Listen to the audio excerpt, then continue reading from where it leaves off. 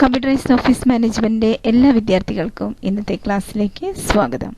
Office communication എന്ന ചാപ്റ്ററിലെ അവസാന ഭാഗമായ പോസ്റ്റൽ സർവീസിനെ കുറിച്ചും കൊറിയർ സർവീസിനെ കുറിച്ചുമാണ് ഇന്നത്തെ ക്ലാസ് കാണുക. നല്ലതുപോലെ എല്ലാ ഭാഗങ്ങളും കൃത്യമായി പഠിക്കുക. ഓഫീസ് കമ്മ്യൂണിക്കേഷൻ എന്ന ഈ ചാപ്റ്റർ ഇതോടുകൂടി കംപ്ലീറ്റ് ആവുകയാണ്.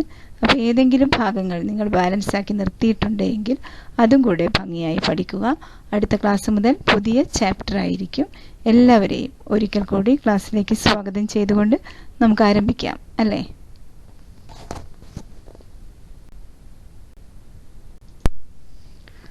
ആദ്യമായി നമുക്ക് പോസ്റ്റൽ സർവീസിനെ കുറിച്ച് മനസ്സിലാക്കാം. എന്താണ് postal service? Written communication can be sent through post office. A number of postal services are provided by postal department.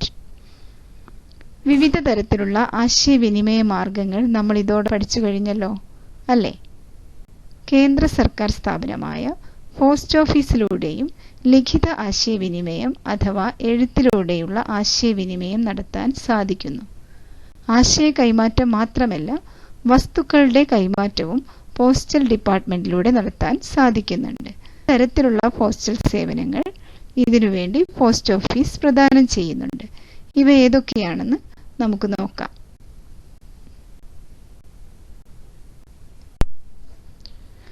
എട്ട് തരത്തിലുള്ള പോസ്റ്റൽ സേവനങ്ങളെ കുറിച്ച് നമുക്ക് ഈ ചാപ്റ്ററിനകത്ത് പഠിക്കാനുണ്ട്. അതിലൊന്നാമത്തേതായ ഓർഡിനറി പോസ്റ്റ് എന്താണെന്ന് നമുക്ക് നോക്കാം. For this, normal postage charges are charged by the post office. The sender of the letter affixes postal stamp after weighing them. Ordinary post വഴി കത്തുകളും മറ്റും അയക്കുമ്പോൾ സാധാരണ നിരക്കിലുള്ള ഒരു തുക പോസ്റ്റ് ഓഫീസ് ഈടാക്കുന്നു. അയക്കുന്ന വ്യക്തി കത്തിന്റെ തൂക്കത്തിനനുസരിച്ചുള്ള പോസ്റ്റേജ് സ്റ്റാമ്പ് അതിന്മേൽ ഒട്ടിക്കേണ്ടതാണ്. ഉദാഹരണമായി നമുക്കൊരു വെഡ്ഡിംഗ് ഇൻവിറ്റേഷൻ കാർഡ് നമ്മുടെ ദൂരെയുള്ള ഒരു റിലേറ്റീവിന് അയക്കണമെങ്കിൽ ആ കാർഡ് 5 രൂപ ഒരു കവറിലിട്ട് 5 രൂപയുടെ സ്റ്റാമ്പ് ഒട്ടിച്ച് പോസ്റ്റ് ഓഫീസിൽ പോകണമെന്ന് പോലുമില്ല. നമ്മുടെ വീടിനടുത്തുള്ള പോസ്റ്റ് ബോക്സിൽ നിക്ഷേപിച്ചാൽ മതി. പോസ്റ്റ് ബോക്സ് എന്താണെന്ന് നിങ്ങൾക്ക് മനസ്സിലായോ? പോസ്റ്റ് ബോക്സ് നമ്മുടെ ഈ വീഡിയോയുടെ തുടക്കത്തിൽ പോസ്റ്റൽ സർവീസിനെ കുറിച്ച് കാണിക്കുമ്പോൾ ഒരു ചിത്രം നിങ്ങൾ കണ്ടില്ലേ, ഒരു റെഡ് കളറിലുള്ള ബോക്സ്?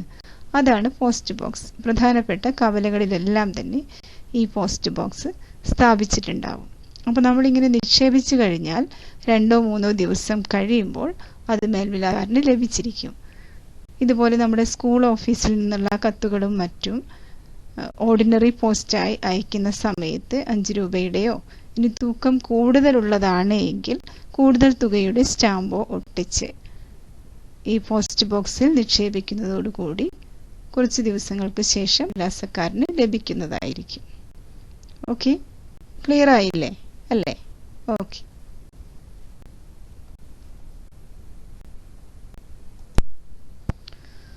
പോസ്റ്റൽ സർവീസിനകത്ത് നമുക്ക് രണ്ടാമതായി പഠിക്കാനുള്ളത് രജിസ്റ്റേർഡ് പോസ്റ്റിനെ കുറിച്ചാണ്. രജിസ്റ്റേർഡ് പോസ്റ്റ് നിങ്ങൾക്ക് സുപരിചിതമായിട്ടുള്ളൊരു വാക്കായിരിക്കും. നിങ്ങൾ കേട്ടിട്ടുണ്ടാവും രജിസ്റ്റേർഡ് വന്നു എന്നൊക്കെ പറയുന്നത്. എന്താണ് ഈ രജിസ്റ്റേർഡ് പോസ്റ്റ് എന്ന് നമുക്ക് നോക്കാം. A receipt regarding the dispatch of valuable documents is given by the post office. Special care is given to the parcel. The receipt is used as a proof. വളരെ പ്രധാനപ്പെട്ട രേഖകൾ ആണ് രജിസ്റ്റേർഡ് പോസ്റ്റിലൂടെ അയക്കുന്നത്. അതുകൊണ്ട് തന്നെ രജിസ്റ്റേർഡ് പാർസലുകൾ കൈകാര്യം ചെയ്യുമ്പോൾ പോസ്റ്റ് ഓഫീസ് പ്രത്യേക ശ്രദ്ധ നൽകുന്നുണ്ട്. ഇങ്ങനെ രജിസ്റ്റേർഡ് പോസ്റ്റ് വഴി അയക്കുമ്പോൾ അയക്കുന്ന വ്യക്തിക്ക് പോസ്റ്റ് ഓഫീസ് ഒരു റെസിപ്റ്റ് നൽകുന്നു. ഈ റെസിപ്റ്റ് അയച്ചതിൻ്റെ തെളിവായി നമുക്ക് സൂക്ഷിക്കാവുന്നതാണ്. ഉദാഹരണമായി, നിങ്ങളുടെ പബ്ലിക് എക്സാം കഴിഞ്ഞാൽ നിങ്ങളുടെ ആൻസർ ഷീറ്റ് മറ്റൊരു സ്കൂളിലേക്കാണ് നമ്മൾ അയക്കുന്നത്.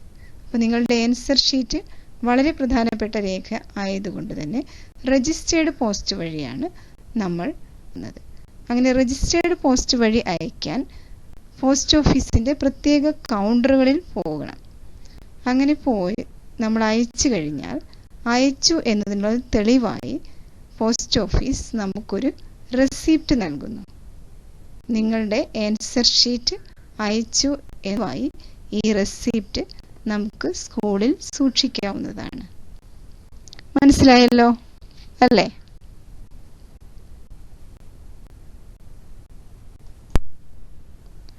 മൂന്നാമത്തെ പോസ്റ്റൽ സേവനമാണ് രജിസ്റ്റേർഡ് വിത്ത് അക്നോളജ്മെന്റ് ഡ്യൂ അഥവാ രജിസ്റ്റേർഡ് വിത്ത് AD. എന്താണ് ഇതിന്റെ പ്രത്യേകത എന്ന് നമുക്ക് നോക്കാം. While sending registered post, a card with name and address of the sender and the receiver is attached with. This card will be returned to the sender by the post office, which can be used as an evidence. Registered with acknowledgement due അഥവാ registered വിത്ത് AD എന്ന സേവനത്തിലൂടെ കത്തുകളും മറ്റും അയക്കുന്ന സമയത്ത് അയക്കുന്ന വ്യക്തിയുടെയും ഒപ്പം സ്വീകരിക്കുന്ന വ്യക്തിയുടെയും പേരും മേൽവിലാസവും എഴുതിയ ഒരു കാർഡ് ഇതിനോടൊപ്പം അറ്റാച്ച് ചെയ്യുന്നു. സ്വീകർത്താവ് കത്ത് സ്വീകരിച്ചതിന് ശേഷം ഈ കാർഡിൽ ഒപ്പ് രേഖപ്പെടുത്തി പോസ്റ്റ്മാന് നൽകുന്നു. പോസ്റ്റ് ഓഫീസ് പിന്നീട് ഈ കാർഡ് അയച്ച വ്യക്തിക്ക് തിരിച്ച് അയച്ചു കൊടുക്കുന്നു. കത്ത് സ്വീകരിച്ചു എന്നതിന് തെളിവായി ഈ കാർഡ് സൂക്ഷിക്കാവുന്നതാണ്. അപ്പം നേരത്തെ നമ്മളൊരു ഉദാഹരണം പറഞ്ഞല്ലോ, നിങ്ങളുടെ ആൻസർ ഷീറ്റ് അയക്കുന്ന കാര്യം, രജിസ്റ്റേർഡ് ആയിട്ട് അയക്കുന്ന കാര്യമാണ് നമ്മൾ നേരത്തെയുള്ള എക്സാമ്പിൾ പറഞ്ഞത്. ആ ആൻസർ ഷീറ്റ് നമ്മൾ രജിസ്റ്റേർഡ് വിത്ത് AD അല്ലെങ്കിൽ രജിസ്റ്റേർഡ് വിത്ത് അക്നോളജ്മെന്റ് ഡ്യൂ ആയിട്ടാണ് അയക്കുന്നത് എങ്കിൽ നിങ്ങളുടെ ആൻസർ ഷീറ്റ് സ്വീകരിച്ചതിന് ശേഷം ആ സ്കൂളിലെ പ്രിൻസിപ്പൽ അറ്റാച്ച് ചെയ്ത കാർഡിനകത്ത് ഒപ്പിട്ട് തിരിച്ച് പോസ്റ്റ്മാന് നൽകുന്നു. പിന്നീട് പോസ്റ്റ് ഓഫീസ് സ്വീകരിച്ച പ്രിൻസിപ്പൽ ഒപ്പിട്ട ആ കാർഡ് നമ്മളിലേക്ക് തിരിച്ചയക്കുന്നു. അപ്പം നിങ്ങളുടെ ആൻസർ ഷീറ്റ് ആ സ്കൂളിൽ സ്വീകരിച്ചു എന്നതിന് തെളിവായി ഈ കാർഡ് സൂക്ഷിക്കാവുന്നതാണ്. ഇപ്പോൾ ക്ലിയർ ആയി കാണുമല്ലോ അല്ലേ? Okay.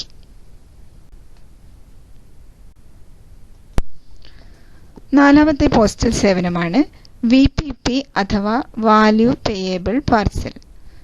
Value payable parcel is the system which one can order and receive the article through the post office. The value of the article is recovered by the post office and a fee is charged by them as service charge. VPP അഥവാ value payable പാർസലിലൂടെ post office വഴി ഒരു വ്യക്തിക്ക് സാധനങ്ങൾക്ക് order നൽകാനും അത് സ്വീകരിക്കുവാനും കഴിയുന്നു. സാധനങ്ങൾ ലഭിക്കുന്ന സമയത്ത് സാധനത്തിൻ്റെ വിലയും ഒപ്പം സർവീസ് ചാർജും പോസ്റ്റ് ഓഫീസ് ഈടാക്കുന്നതാണ്. ഉദാഹരണമായിട്ട് നമുക്ക് എല്ലാവർക്കും ഇപ്പം ഓൺലൈൻ വഴി സാധനങ്ങൾ ഓർഡർ ചെയ്ത് വാങ്ങിക്കാനുള്ള കാര്യങ്ങൾ അറിയുന്നതായിരിക്കും. ആമസോണും ഫ്ലിപ്കാർട്ടും ഒക്കെ നമ്മൾ സർവ്വസാധാരണമായി ഉപയോഗിക്കുന്നതാണ്. അപ്പോൾ ഇത്തരത്തിലുള്ള സംവിധാനങ്ങളും ഒന്നുമില്ലെന്ന കാലത്ത് അകലെയുള്ള വസ്തുക്കൾ നമ്മുടെ കൈകളിലേക്ക് എത്തിക്കാൻ നമ്മളെ സഹായിച്ച ഒരു പോസ്റ്റൽ സേവനമാണ് VPP അഥവാ വാല്യൂ പേയബിൾ പാർസൽ. അപ്പോൾ അന്നത്തെ കാലത്ത് പത്രങ്ങളിലും മാഗസീനുകളിലും കാണുന്ന പരസ്യങ്ങൾ വഴി ആളുകൾ സാധനങ്ങൾക്ക് ഓർഡർ ചെയ്യുമ്പോൾ പോസ്റ്റ് ഓഫീസ് സാധനങ്ങൾ നമ്മുടെ കൈകളിൽ എത്തിക്കുന്നു. ആ സമയത്ത് മാത്രം അതിൻ്റെ വിലയും സർവീസ് ചാർജും നൽകിയാൽ മതി. ഇപ്പോഴും ഇത് പൊതുവായി ആളുകൾ ഉപയോഗിക്കുന്ന ഒരു സേവനമാണ്. മനസ്സിലായി കാണുമെന്ന് വിശ്വസിക്കുന്നു. ഓക്കെ.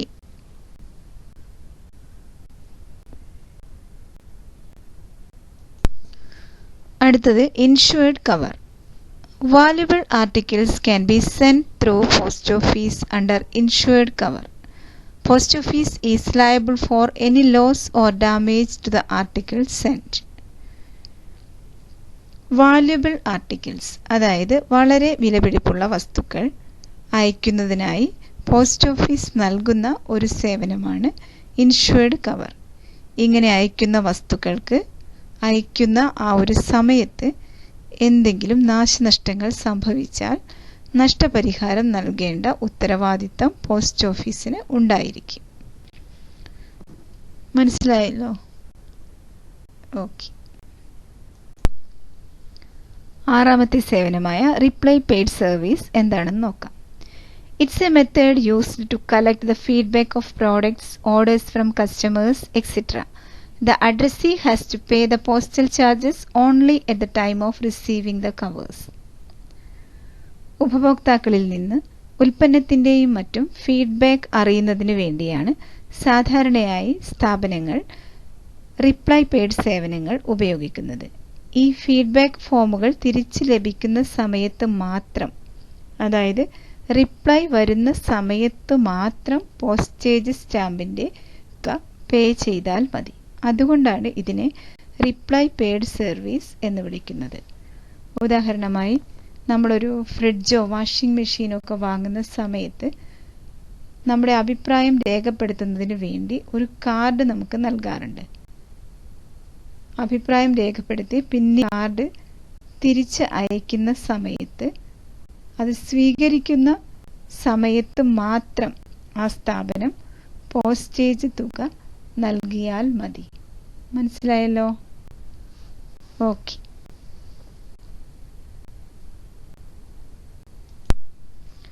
Next speed post. പൊതുവെ നമ്മളെല്ലാവരും വളരെ കൂടുതലായി ഉപയോഗിക്കുന്ന പോസ്റ്റൽ സേവനങ്ങളിൽ ഒന്നാണ് സ്പീഡ് പോസ്റ്റ്. അതുകൊണ്ട് തന്നെ ഒരു ഏകദേശ ഐഡിയ നിങ്ങൾക്ക് എല്ലാവർക്കും ഈ സേവനത്തെക്കുറിച്ചുണ്ടാവുമെന്ന് കരുതുന്നു. എന്താണ് സ്പീഡ് പോസ്റ്റ് എന്ന് നമുക്ക് നോക്കാം. Speed post facility is available in post office which offers the speedy delivery of the mail. An extra amount is charged for this service. പേര് സൂചിപ്പിക്കുന്നത് പോലെ തന്നെ വളരെ സ്പീഡിൽ, വളരെ വേഗത്തിൽ കത്തുകളും പാർസലുകളും അയക്കുന്നതിനായി പോസ്റ്റ് ഓഫീസ് നൽകുന്ന ഒരു സേവനമാണ് പോസ്റ്റ്. സ്പീഡ് പോസ്റ്റ് വഴി കത്തുകളും പാർസലുകളും അയക്കുമ്പോൾ പോസ്റ്റ് ഓഫീസ് അധിക തുക ഈടാക്കുന്നുണ്ട്. ഒരു ഡോക്യുമെൻ്റ്, ഉദാഹരണമായി ഒരു ഡോക്യുമെൻ്റ് വളരെ അത്യാവശ്യമായി വളരെ വേഗത്തിൽ മറ്റൊരു സ്ഥലത്തേക്ക് അയക്കണമെങ്കിൽ നമ്മൾ തിരഞ്ഞെടുക്കുന്നത് സ്പീഡ് പോസ്റ്റാണ്. സ്പീഡ് പോസ്റ്റ് വഴികളും കത്തുകളും അയക്കുമ്പോൾ മറ്റു പോസ്റ്റുകൾ വഴി ലഭിക്കുന്നതിനേക്കാൾ വളരെ വേഗത്തിൽ ലഭിക്കുന്നു.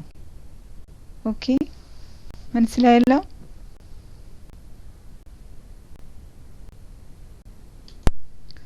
പോസ്റ്റൽ സേവനത്തിലെ ലാസ്റ്റ് വണ്ണായ പോസ്റ്റേജ് പ്രീപെയ്ഡ് സർവീസ് എന്താണെന്ന് നമുക്ക് നോക്കാം. When a large number of letters etc. are to be posted by an office, it may do so without pasting postage stamp on them.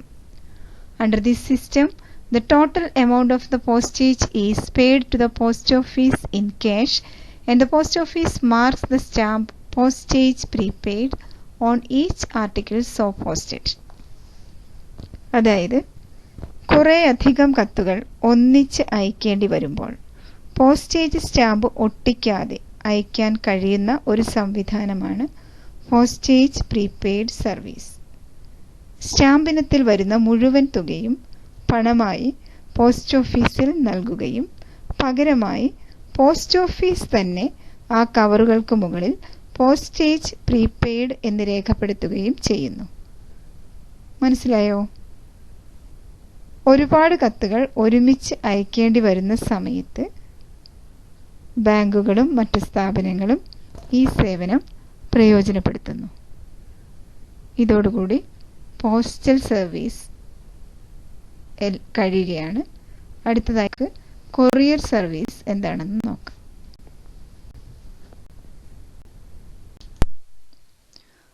അടുത്തത് കൊറിയർ സർവീസ്. കൊറിയർ സർവീസിനെ കുറിച്ച് ഏകദേശം നിങ്ങൾക്ക് എല്ലാവർക്കും നല്ല പോലെ ഒരു ധാരണ ഉണ്ടായിരിക്കും. നമുക്കൊന്ന് വിശദമായി എന്താണ് കൊറിയർ സർവീസ് എന്ന് നോക്കാം. It's A kind of service provided by private agencies to transfer letters and parcels from one place to another. കത്തുകളും പാർസലുകളും ഒരു സ്ഥലത്ത് നിന്ന് മറ്റൊരു സ്ഥലത്തേക്ക് അയക്കാൻ സ്വകാര്യ ഏജൻസികൾ നൽകുന്ന സേവനമാണ് കൊറിയർ സർവീസ്. സർക്കാർ സ്ഥാപനമായ പോസ്റ്റൽ ഡിപ്പാർട്ട്മെന്റ് നൽകുന്ന സെയിം സർവീസ്, അതേ സേവനം തന്നെയാണ് കൊറിയർ ഏജൻസിയിലൂടെയും നമുക്ക് ലഭിക്കുന്നത്. ഒരു വ്യത്യാസം മാത്രം, പോസ്റ്റൽ സർവീസ് നമുക്ക് ലഭ്യമാക്കുന്നത് സർക്കാർ സ്ഥാപനമാണ് എങ്കിൽ കൊറിയർ സർവീസ് നമുക്ക് ലഭ്യമാക്കുന്നത് പ്രൈവറ്റ് ഏജൻസിയാണ്. Most courier services guarantee delivery within the country in 24 hours and delivers documents and small packets at local levels on the same day. They offer document deliveries using air, rail and road services. രാജ്യത്തിനകത്ത് 24 മണിക്കൂറിനുള്ളിൽ തന്നെ സേവനങ്ങൾ നൽകാൻ മിക്ക courier ഏജൻസികൾക്ക് സാധിക്കുന്നുണ്ട്. മാത്രവുമല്ല, പ്രാദേശിക സ്ഥലത്താണെങ്കിൽ ആ ദിവസം തന്നെ കത്തുകളും മറ്റു പാർസലുകളും വിതരണം ചെയ്യാൻ കൊറിയർ ഏജൻസിക്ക് സാധിക്കുന്നു. റോഡ് റെയിൽ മാർഗവും വ്യോമമാർഗവും ഉപയോഗിച്ചുകൊണ്ട് ഇവർ വളരെ വേഗത്തിൽ സേവനങ്ങൾ ലഭ്യമാക്കുന്നു. Several international couriers are operating their business in our country. It's a government-approved parallel system to the postal department. നിരവധി ഇന്റർനാഷണൽ കൊറിയർ സ്ഥാപനങ്ങൾ നമ്മുടെ രാജ്യത്തിനകത്ത് പ്രവർത്തിക്കുന്നുണ്ട്. നമ്മുടെ പോസ്റ്റൽ ഡിപ്പാർട്ട്മെന്റിന് സമാന്തരമായി പ്രവർത്തിക്കാനുള്ള അനുമതി സർക്കാരിൽ നിന്നും കൊറിയർ സ്ഥാപനങ്ങൾക്ക് ലഭിച്ചിട്ടുണ്ട്. ഇപ്പോൾ കൊറിയർ സർവീസിനെ കുറിച്ച് ഒരു ക്ലിയർ പിക്ചർ നിങ്ങൾക്ക് കിട്ടിക്കാണും അല്ലേ?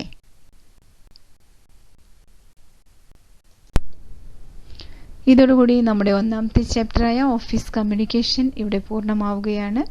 ഇനി നമുക്ക് മുൻ ക്ലാസ്സുകളിൽ പറഞ്ഞിട്ടുള്ള പ്രധാനപ്പെട്ട പോയിന്റ്സ് ഒന്ന് ഓടിച്ചു നോക്കാം. ആദ്യമായി നമ്മൾ പഠിച്ചിട്ടുള്ളത് കമ്മ്യൂണിക്കേഷൻ്റെ മീനിങ് ആണ്. നെക്സ്റ്റ് ഡെഫിനിഷൻ, ഇമ്പോർട്ടൻസ്, കമ്മ്യൂണിക്കേഷൻ്റെ പ്രാധാന്യങ്ങൾ എന്തൊക്കെയാണെന്ന് പഠിച്ചു. അതിനുശേഷം കമ്മ്യൂണിക്കേഷൻ പ്രോസസ്സ് എന്താണെന്ന് പഠിച്ചു. അതിനുശേഷം ബാരിയേഴ്സ് ഓഫ് കമ്മ്യൂണിക്കേഷൻ, കമ്മ്യൂണിക്കേഷൻ ആശയവിനിമയം നടത്തുമ്പോൾ ഉണ്ടാവുന്ന തടസ്സങ്ങൾ എന്തൊക്കെയാണെന്ന് പഠിച്ചു. Measures to overcome these barriers, എങ്ങനെയാണ് ഇത്തരത്തിലുള്ള തടസ്സങ്ങൾ നമ്മൾ ഓവർകം ചെയ്യുന്നത് അല്ലെങ്കിൽ തരണം ചെയ്യുന്നത് എന്നുള്ളതും നമ്മൾ പഠിച്ചു കഴിഞ്ഞു അല്ലേ? അടുത്തത് ടൈപ്സ് ഓഫ് കമ്മ്യൂണിക്കേഷൻ, വിവിധ തരത്തിലുള്ള ആശയവിനിമയങ്ങൾ. പ്രധാനമായും 4 തരത്തിലുള്ള ആശയവിനിമയങ്ങളാണുള്ളത്. On the basis of source of means, on the basis of relationship, on the basis of direction and last one on the basis of source of origin. അതിലൊന്നാമത്തെ on the basis of source of മീൻസിൽ 3 തരത്തിലുള്ള ആശയവിനിമയത്തെ പറ്റിയാണ് നമ്മൾ പഠിച്ചിട്ടുള്ളത്. ഒന്നാമത്തേത് oral or verbal communication, വാക്കുകളിലൂടെയുള്ള ആശയവിനിമയ രീതി. രണ്ടാമത്തേത് റിട്ടൺ കമ്മ്യൂണിക്കേഷൻ, ലിഖിത ആശയവിനിമയം അഥവാ എഴുത്തിലൂടെയുള്ള ആശയവിനിമയം. തേർഡ് വൺ ജെസ്റ്ററൽ കമ്മ്യൂണിക്കേഷൻ, ആംഗ്യഭാഷയിലൂടെയുള്ള ആശയവിനിമയം. Next on the basis of relationship, റിലേഷൻഷിപ്പിൻ്റെ കമ്മ്യൂണിക്കേഷനെ 2ആയി തരംതിരിച്ചിരിക്കുന്നു. ഒന്നാമത്തേത് ഫോർമൽ കമ്മ്യൂണിക്കേഷൻ, രണ്ടാമത്തേത് informal communication. Next on the basis of direction, direction അഥവാ ദിശയുടെ അടിസ്ഥാനത്തിൽ കമ്മ്യൂണിക്കേഷനെ 4ആയി തരംതിരിച്ചിരിക്കുന്നു. ഫസ്റ്റ് വൺ അപ്വേർഡ് കമ്മ്യൂണിക്കേഷൻ, മേൽപോട്ടുള്ള ആശയവിനിമയം, അതായത് സബോർഡിനേറ്റ്സ് സുപ്പീരിയർ ഓഫീസർമാർക്ക് കൈമാറുന്ന ആശയങ്ങൾ. രണ്ടാമത്തത് ഡൗൺവേർഡ് കമ്മ്യൂണിക്കേഷൻ, സുപ്പീരിയർ ഓഫീസേഴ്സ് സബോർഡിനേറ്റ്സിന് കൈമാറുന്ന ആശയം. തേർഡ് വൺ ഹൊറിസോണ്ടൽ കമ്മ്യൂണിക്കേഷൻ, ഒരേ തലത്തിലുള്ള ആളുകൾ തമ്മിൽ നടത്തുന്ന ആശയ കൈമാറ്റം. And fourth one diagonal communication, വ്യത്യസ്ത തലത്തിലുള്ള ആളുകൾ തമ്മിൽ നടത്തുന്ന ആശയവിനിമയം. And last one on the basis of source of origin. Types of കമ്മ്യൂണിക്കേഷൻ്റെ അവസാനത്തത് സോഴ്സ് ഓഫ് ഒറിജിൻ്റെ അടിസ്ഥാനത്തിൽ ആശയവിനിമയത്തെ 2ആയി തരംതിരിച്ചിരിക്കുന്നതും. ഒന്നാമത്തത് ഇന്റേണൽ കമ്മ്യൂണിക്കേഷൻ, രണ്ടാമത്തത് എക്സ്റ്റേണൽ കമ്മ്യൂണിക്കേഷൻ. ഇന്റേണൽ കമ്മ്യൂണിക്കേഷൻ സ്ഥാപനത്തിന് അകത്ത് ജീവനക്കാർ പരസ്പരം നടത്തുന്ന ആശയവിനിമയം, അതാണ് ഇന്റേണൽ കമ്മ്യൂണിക്കേഷൻ. എക്സ്റ്റേണൽ കമ്മ്യൂണിക്കേഷൻ പുറത്തുള്ള ആളുകളുമായി നടത്തുന്ന ആശയവിനിമയം, അതാണ് എക്സ്റ്റേണൽ കമ്മ്യൂണിക്കേഷൻ. ഇപ്പോൾ ടൈപ്സ് ഓഫ് കമ്മ്യൂണിക്കേഷൻ മനസ്സിലായല്ലോ അല്ലേ?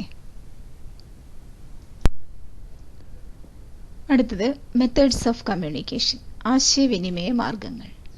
ടൈപ്സ് ഓഫ് കമ്മ്യൂണിക്കേഷൻ പോലെ തന്നെ മെത്തേഡ്സ് ഓഫ് കമ്മ്യൂണിക്കേഷനും 4 മാർഗങ്ങളാണ് ഉള്ളത്. 4 മാർഗങ്ങൾ. അവ ഏതൊക്കെയാണെന്ന് നോക്കാം. ഒന്നാമത്തത് methods of oral communication, next methods of written communication, third one staff location system, and last one other modern communication devices. ഇനി ഇവ ഓരോന്നിനെക്കുറിച്ചും വിശദമായി നോക്കാം. Methods of oral communication. Oral കമ്മ്യൂണിക്കേഷനിൽ ആദ്യത്തേത് ഫേസ് ടു ഫേസ് കമ്മ്യൂണിക്കേഷൻ, മുഖാമുഖ ആശയവിനിമയം. രണ്ടുപേർ തമ്മിൽ, രണ്ടോ അതിലധികം ആളുകൾ തമ്മിൽ കണ്ടുകൊണ്ട് ആശയവിനിമയം നടത്തുന്നതാണ് face to face communication. Telephone ഉപയോഗിച്ചുകൊണ്ട് ഉള്ള ആശയവിനിമയം. സ്മാർട്ട് ഫോൺ നിങ്ങൾക്ക് പറയേണ്ട ആവശ്യമില്ല, എല്ലാവർക്കും കൃത്യമായിട്ട് അറിയാം. സ്മാർട്ട് ഫോൺ ഉപയോഗിച്ചുകൊണ്ടുള്ള ആശയവിനിമയം. ഇന്റർകോം, ഒരു സ്ഥാപനത്തിന് അകത്ത് ഇന്റേണൽ ആയിട്ടുള്ള ആശയവിനിമയം നടത്തുന്നതിന് വേണ്ടി ഉപയോഗിക്കുന്ന ഉപകരണമാണ് ഇന്റർകോം. EPABX, ഒരുപാട് കോളുകൾ അറ്റൻഡ് ചെയ്യേണ്ടി വരുന്ന ഒരു സ്ഥാപനത്തിന് അകത്തുള്ള ആശയവിനിമയത്തിനും പുറത്തേക്കുള്ള ആശയവിനിമയത്തിനും വേണ്ടി ഉപയോഗിക്കുന്ന സംവിധാനമാണ് EPABX അല്ലെങ്കിൽ electronic private automatic branch exchange system. Next telephone recording and answering machine. ഓട്ടോമാറ്റിക്കായിട്ട് വരുന്ന കോളുകൾ റെക്കോർഡ് ചെയ്യുകയും ഓട്ടോമാറ്റിക്കായിട്ട് അറ്റൻഡ് ചെയ്യാൻ ആളില്ലാത്ത സമയത്ത് ആൻസർ ചെയ്യാനും കഴിയുന്ന machine. IVRS, interactive voice response system. ഒരു സ്ഥാപനത്തിൻ്റെ ഉപഭോക്താക്കൾക്ക് സോഫ്റ്റ്വെയറിൻ്റെ സഹായത്തോടെ സേവനങ്ങൾ നൽകുന്നതിനുള്ള ഒരു system, interactive voice response system. And last one VoIP, voice over internet protocol. Internet protocol ഉപയോഗിച്ചുകൊണ്ട് വോയിസ് കോളുകൾ നൽകുന്ന സംവിധാനം. ഇത്രയുമാണ് മെത്തേഡ്സ് ഓഫ് കമ്മ്യൂണിക്കേഷനകത്തുള്ളത്. അടുത്തത് മെത്തേഡ്സ് ഓഫ് റിട്ടൺ കമ്മ്യൂണിക്കേഷൻ. ഒന്നാമത്തത് മെസ്സഞ്ചർ സർവീസ്. ഒരു ദൂതൻ വശം നമ്മുടെ സ്ഥാപനത്തിനകത്തു നിന്നും പുറത്തേക്ക് റിട്ടൺ കമ്മ്യൂണിക്കേഷൻ, ലിഖിത ആശയവിനിമയം കൈമാറുന്നതാണ് messenger service. Internal office mail service, ഒരു സ്ഥാപനത്തിനകത്ത് തന്നെയുള്ള റിട്ടൺ കമ്മ്യൂണിക്കേഷൻ്റെ കൈമാറ്റമാണ് ഇന്റേണൽ ഓഫീസ് മെയിൽ സർവീസിലൂടെ നമ്മൾ പഠിച്ചിട്ടുള്ളത്. അടുത്തത് ഫാക്സ്. അകലെയുള്ള ഒരു സ്ഥലത്തേക്ക് ഒരു ഡോക്യുമെന്റോ ചിത്രമോ ഗ്രാഫ് വളരെ പെട്ടെന്ന് അയക്കുന്നതിന് വേണ്ടി നമ്മൾ ഉപയോഗിക്കുന്ന ഒരു മെഷീനാണ് ഫാക്സ്. നെക്സ്റ്റ് ഇഫാക്സ്. ഇന്റർനെറ്റ് ഉപയോഗിച്ചുകൊണ്ട് ഫാക്സ് സംവിധാനം പ്രവർത്തിപ്പിക്കുന്നതാണ് ഇഫാക്സ്. അടുത്തത് സ്മാർട്ട് ഫോൺ. സ്മാർട്ട് ഫോണിനെ പറ്റി ഒന്നും പറയേണ്ട ആവശ്യമില്ല, നിങ്ങൾക്ക് എല്ലാവർക്കും കൃത്യമായിട്ട് അറിയാം. ഇന്റർനെറ്റിനെ കുറിച്ച് കൃത്യമായി അറിയാം. ഇന്റർനെറ്റിന്റെ അനന്ത സാധ്യതകളിൽ ഒന്ന് ഉപയോഗിച്ചുകൊണ്ടാണ് നമ്മളിപ്പോൾ ഈ ക്ലാസ് കാണുന്നത് പോലും. Email, electronic mail. And last one FTP, file transfer protocol.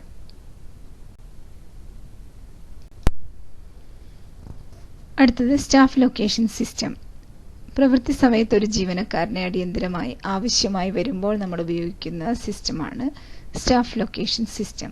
അതിലൊന്നാമത്തതാണ് public address system, ഉച്ചഭാഷിണികൾ ഉപയോഗിച്ചുകൊണ്ട് അറിയിപ്പുകൾ നൽകുക.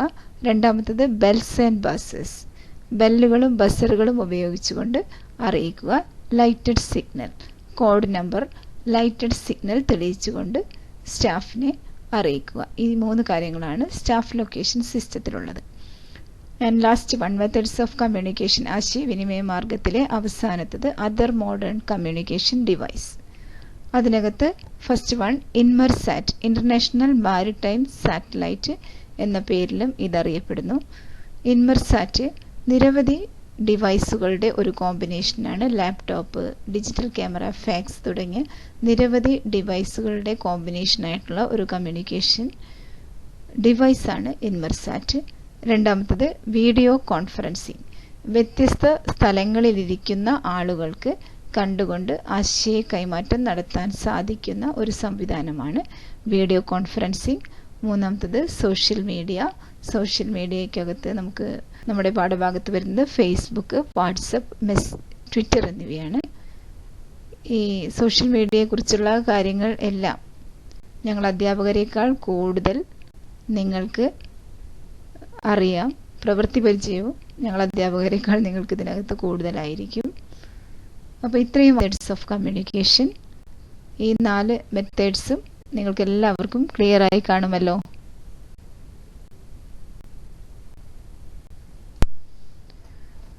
Telephone etiquettes. ഫോൺ ചെയ്യുന്ന സമയത്തും വരുന്ന കോളുകൾ അറ്റൻഡ് ചെയ്യുന്ന സമയത്തും പാലിക്കേണ്ട മര്യാദകളാണ് ടെലഫോൺ എറ്റിക്കറ്റ്സിനകത്തുള്ളത്. Next, email etiquettes. ഇമെയിൽ അയക്കുമ്പോൾ പാലിക്കേണ്ട മര്യാദകളാണ് ഇമെയിൽ എറ്റിക്കറ്റ്സിനകത്ത് നമ്മൾ പഠിച്ചിട്ടുള്ളത്. അടുത്തത് പോസ്റ്റൽ സർവീസും കൊറിയർ സർവീസുമാണ്. ഇന്നത്തെ ക്ലാസ്സിൽ വിശദമായി പോസ്റ്റൽ സർവീസിനെ കുറിച്ചും കൊറിയർ സർവീസിനെ കുറിച്ചും നമ്മൾ പറഞ്ഞു കഴിഞ്ഞു. ഇതോടുകൂടി ഒന്നാമത്തെ ചാപ്റ്ററായ ഓഫീസ് കമ്മ്യൂണിക്കേഷൻ ഇവിടെ പൂർണ്ണമാവുകയാണ്. നമുക്ക് കുറച്ച് ക്വസ്റ്റ്യൻസ്, നിങ്ങളുടെ സോഴ്സ് ബുക്കിൻ്റെ പിറകിലുള്ള കുറച്ച് ക്വസ്റ്റ്യൻസ് ഒന്ന് അടുത്ത സ്ലൈഡിൽ ഡിസ്കസ് ചെയ്യാം അല്ലേ.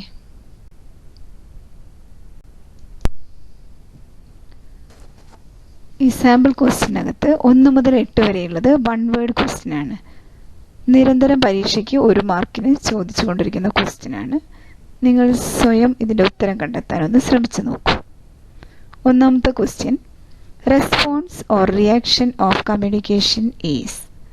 ആശയവിനിമയത്തിൻ്റെ റെസ്പോൺസ് അല്ലെങ്കിൽ റിയാക്ഷന്, അതായത് പ്രതികരണത്തിന് പറയുന്ന പേര്. Second question, valuable articles are send through post office under dash. പ്രധാനപ്പെട്ട വിലപിടിപ്പുള്ള രേഖകൾ, വസ്തുക്കൾ പോസ്റ്റ് ഓഫീസിൻ്റെ ഏത് സേവനത്തിലൂടെയാണ് നമ്മൾ അയക്കുന്നത്. Third one, name the device used for transmitting sketches, drawings etcetera. വിദൂരങ്ങളായ സ്ഥലങ്ങളിലേക്ക് ഡ്രോയിങ്, സ്കെച്ച് ഇവയൊക്കെ അയക്കുന്നതിന് വേണ്ടി ഉപയോഗിക്കുന്ന ഉപകരണം. Fourth one, dash enable face to face communication at any distance. എത്ര വിദൂരങ്ങളായ സ്ഥലങ്ങളായിരുന്നാലും മുഖാമുഖ ആശയവിനിമയം സാധ്യമാക്കുന്ന ആശയവിനിമയ ഉപകരണം ഏതാണ്? Next, name the postal service which facilitates the speedy delivery of mail. വളരെ പെട്ടെന്ന് കത്തുകൾ അയക്കാൻ കഴിയുന്ന പോസ്റ്റൽ സേവനം ഏതാണ്? Next, suggestion from a superior is an example of dash communication. Superior ഓഫീസറിൽ നിന്നുള്ള ഒരു സജഷൻ ഏത് തരത്തിലുള്ള ആശയവിനിമയത്തിന് ഉദാഹരണമാണ്? Next, informal communication is also known as dash. Informal communication മറ്റൊരു പേരിലും കൂടെ അറിയപ്പെടും. ആ പേര് എന്താണെന്ന് കണ്ടെത്തുക. ഇനി എട്ടാമത്തെ ക്വസ്റ്റ്യൻ, എക്സ്പാൻഡ് ദ ഫോളോയിങ്. താഴെ പറയുന്നതൊക്കെ എക്സ്പാൻഡ് ചെയ്ത് എഴുതാനാണ്. Modem, www, email, EPABX, IVRS, VOIP, VPP, Inmarsat. അപ്പോൾ ഇതിൻ്റെയൊക്കെ ഉത്തരം നിങ്ങൾ ഇപ്പോൾ കണ്ടുവയ്ക്കുക. Okay,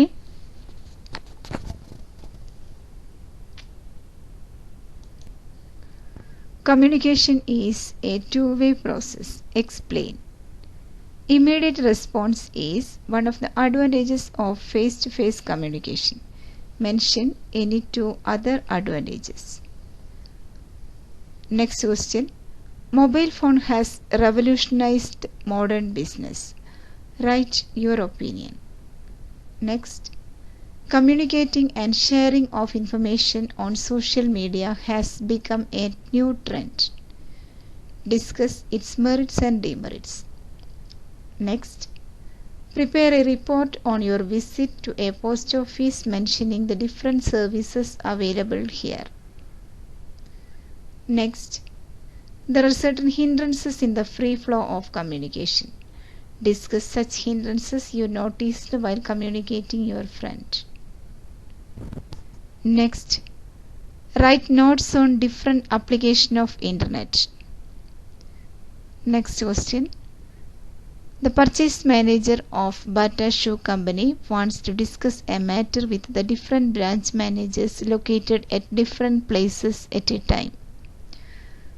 Suggest the communication which is most suitable and time saving. Also mention the merits of that system. Next question. Point out any two problems that can be happen while conveying an oral message through a messenger.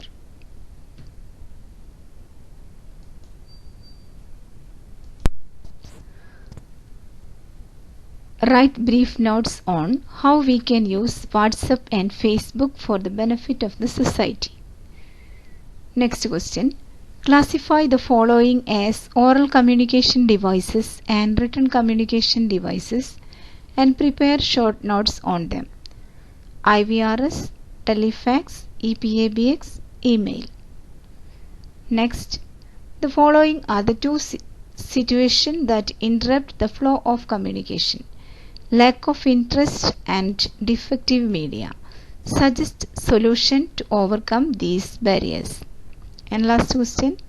Observe the following carefully, then classify these communication on the basis of direction of the message. A strike notice given by the workers to the managing director. Instruction given by the superiors to the workers. Communication between finance manager and purchase manager. A sales report submitted by the salesman to the sales manager. അപ്പോൾ ഈ ക്വസ്റ്റ്യൻ്റെ വിശദമായ ഉത്തരങ്ങൾ എഴുതി തയ്യാറാക്കി ഒരു അസൈൻമെൻ്റായിട്ട് നിങ്ങളുടെ ടീച്ചറിന് വെക്കുക. അപ്പോൾ അടുത്ത ക്ലാസ് മുതൽ പുതിയ ചാപ്റ്റർ ആയിരിക്കും. ആ ചാപ്റ്റർ തുടങ്ങുമ്പോഴേക്ക് ഈ ക്ലാസ്സിലെ ഈ പാഠത്തിലെ ഒന്നാമത്തെ പാഠത്തിലെ എല്ലാ ഭാഗങ്ങളും കൃത്യമായി നിങ്ങൾ പഠിച്ചിരിക്കുമല്ലോ. ഓക്കെ, എല്ലാവർക്കും വിജയാശംസ നിർത്തുന്നു.